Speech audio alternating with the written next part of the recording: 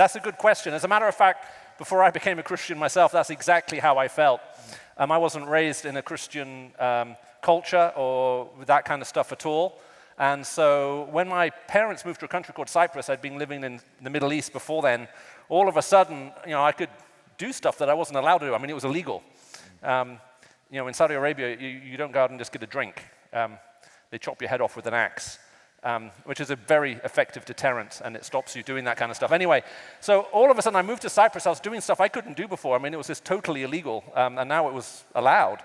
And then I met Christians, and I thought, oh my goodness, this is true. And the first thought that came to my head when I thought it was true was, if it's true, all the stuff I enjoy doing, I'll have to stop doing. And all the kinds of stuff I hate doing, I'm going to have to start doing it. Mm-hmm. And so it felt like I had this happy, fulfilled life, and if I became a Christian, I'd like go from here to here. That makes sense? It'd be like my life would get worse in every way. And at that point, I was working very hard on image. As you can see, I still work very hard on image. And so I used to do the stuff that I used to see in the movies.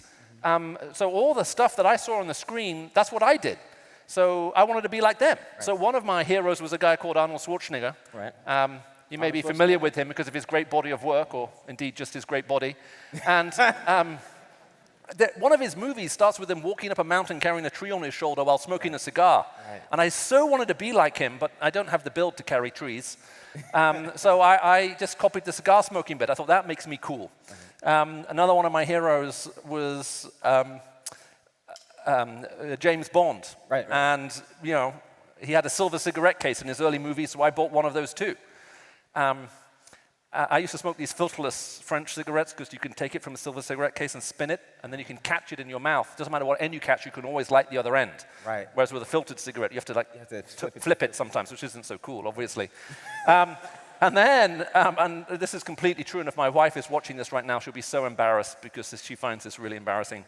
But I used to, on a box of matches, a little strip you light a match against? Well, I used to stick that to the bottom of my shoe. So having flicked the cigarette into my mouth, I would lean against a wall and I'll take a match and I'll go, and light it. And that was inspired by Clint Eastwood. Yes. For me, was the coolest guy on the planet at the time. As far as I was concerned, there was no one even close to him. And there was a story told about him when he was being interviewed, and the interviewer said, why do people think you're so cool? And he took a little cigar from his pocket, he put it on the table, he flicked it so it started spinning in the air, he produced a match from his back pocket, and as he caught the cigar, he lit the match, lit the cigar, inhaled deeply, blew a big smoke ring, blew through little smoke rings through the big smoke ring, and said, I don't know. And I wanted to be like him. So all of a sudden, I'm looking at the Christian faith, and these guys had got me to look into Jesus. Amy was talking earlier about, is it real? And I thought, I was looking into it historically and the evidence for it, and then I started reading the Bible, and I thought, oh my goodness, it's true. And I felt like depressed. I can remember thinking, this is awful. Christianity is true, I have to become a Christian. And that means I won't be enjoying life. And just before I became a Christian, I went to my 3 closest friends, none of whom were Christians, and I said, guys, I'm going to ask someone to pray with me to become a Christian today, and I'm telling you now, because from now on, I won't be enjoying myself anymore. And that's exactly how it felt. I felt like I was sacrificing on the altar of truth, my only shot for happiness in this world. And then after I became a Christian, I was just blown away by just the sheer amount of joy that flowed after that.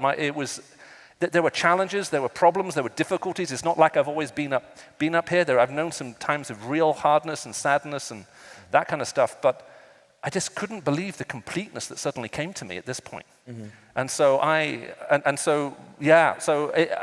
if you've heard that, that's completely untrue. Right. I mean, you occupy some interesting space. I mean, I guess some people, if they find out you're a Christian, they must assume that you don't enjoy yourself either, right? I mean, it must be the same for you. There are all sorts of assumptions. I'm a Christian. That means, I am 24/7 on laying up in a church or in a church building. Never laughing. Always in a somber mood. Which, as you can see, that is really not my disposition. Being a Christian is it's an adventure.